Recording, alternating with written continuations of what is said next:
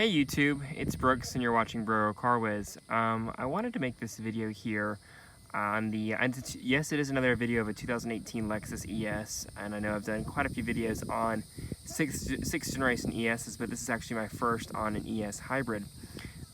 So I have this ES hybrid, ES300h for the weekend, and as you all are quite well aware, the sixth generation ES came out as a 2013 model year, and 2018 is the final year of this generation. The 2019 7th generation is actually going on sale here in about 2 months from now. So final countdown here for this body style, but it is still a great car to own. This refreshed design that you're seeing here came out in 2016. And as you all know, Garrison's dad has a ES350 V6. I actually had one for the Thursday night. Today is Saturday, so I took the hybrid home on Friday and actually came back home down to my parents' house. So I've put a good bit of mileage on the hybrid and got some good miles per gallon. Didn't do a video on the white V6. You might have seen it on my Instagram though, just because I've done videos on 6th gen ESs and all was pretty much the same. I won't bore you all with too many details on this, and I do plan on making a test drive video, but I wanted to walk around the hybrid just because there aren't many videos of the hybrid, which I think is a shame because it's a great car. I mean, the fuel range and the miles per gallon is just nothing to be ashamed of in a car that's this big. Yes, you do lose a little bit in terms of power, but for a cruising car with these 17-inch wheels, this car just has the best smooth ride. It's just like butter. It's really a nice car to spend a lot of time in, with very comfortable seats and a nice audio system and all the accoutrement. So we'll go ahead and get it inside and check it out. It does have smart key on all 4 doors, which is a nice touch. And there's a subtle hybrid badge down here, and on the back you'll notice no exposed exhaust tips. So there's a different lower fascia. You do have the blue Lexus logo as well as an ES300h badge. Got our distributor plates on it. This one does have integrated park assist. We'll actually go ahead and check out the trunk while we're here. It is a power trunk, which is a la carte option. We'll check out inside. You do lose a little bit of cargo space. This would go all the way back to the rear seats had the hybrid battery not been here. But it's still a very usable wide trunk. I had no problem. We actually went grocery shopping today for the family in the car, and of course, fit it no problem. You can still fit suitcases and whatnot in there. You do have a temporary spare and tools down below, and you do have your battery off to the side back here in the hybrid, and there's the motor for the power trunk. Yeah, so starting it up, well, powering it on, I should say. Foot on the brake, and we'll hit the power button.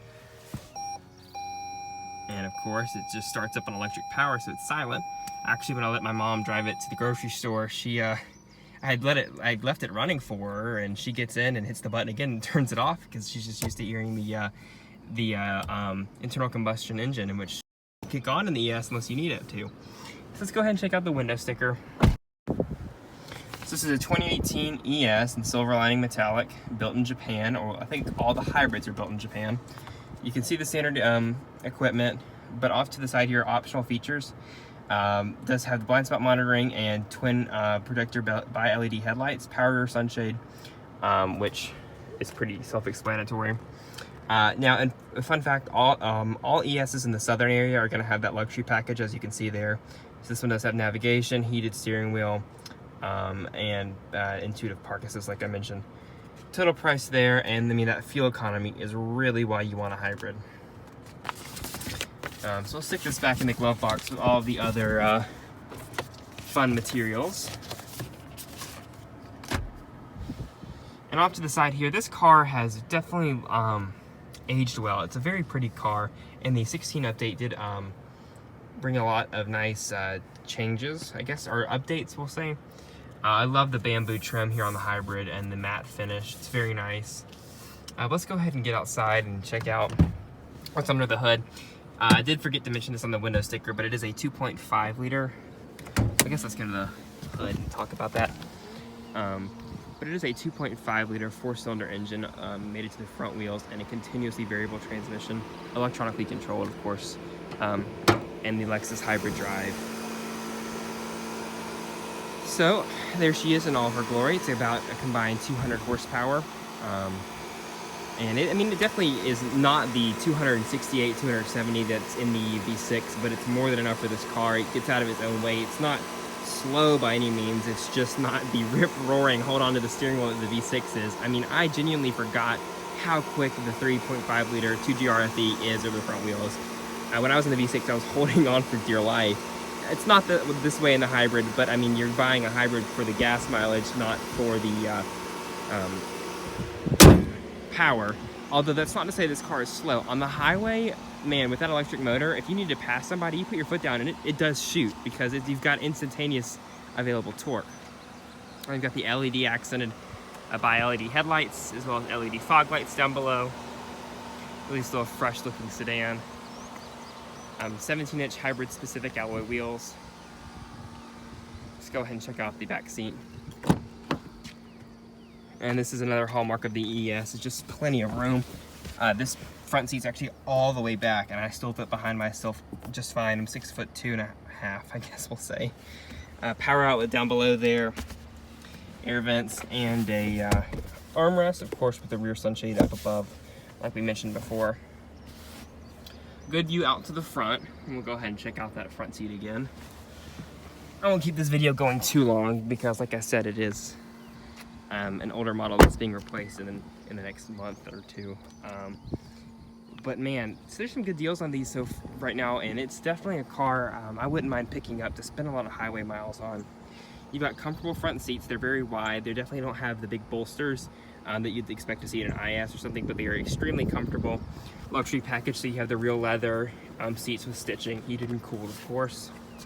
10-way power driver seat with 3-person memory. And of course, it does have the Lexus safety sense systems. You have your automatic high beams, there's those parking sensors, and the blind spot monitor like we talked about. And then you do have automatic headlights, automatic wipers, your lane keep assist, which is completely unintrusive. Garrison was telling me that in his dad's car, it kind of beeps at you when you go over the line. That's not the case in this car. It kind of gives you a subtle vibration of the steering wheel, and it guides you right back in. Pre-collision system and radar cruise control. Now, looking at the center gauges here, you see that I'm at a half tank. And look at my range.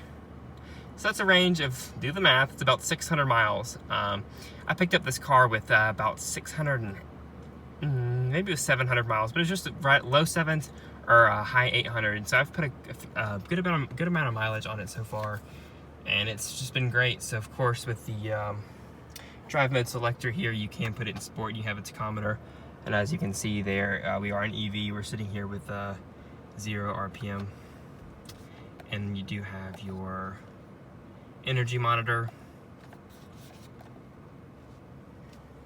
And off to the side here, you do have the Lexus Inform audio system, again with that beautiful wood grain trim like I mentioned. But looking at the Inform audio system, I don't know when they made this change, but this should have been the exact same head unit or similar operating system that's in my car. But for some reason, all the presets are not listed off to the left like they are in my car and Garrison's dad's 16ES. You have to hit presets and then get to click through your presets. I don't know when they made this change. It's not like it's a big deal with your steering wheel hard key buttons and with your hard key button on the dash, but it's just a change that I didn't know happened. Of course, the new ES will have Lexus Inform 3.0, and we can go home, and I mean, it's got all the features you'd expect. And the new ES will have CarPlay and all those type deal. So, look forward to a test drive video potentially on this car. I wanted to give it just a quick, brief look. Of course, it's now 10 minutes, but just a look at what the 6th generation ES hybrid was all about. Thanks for watching.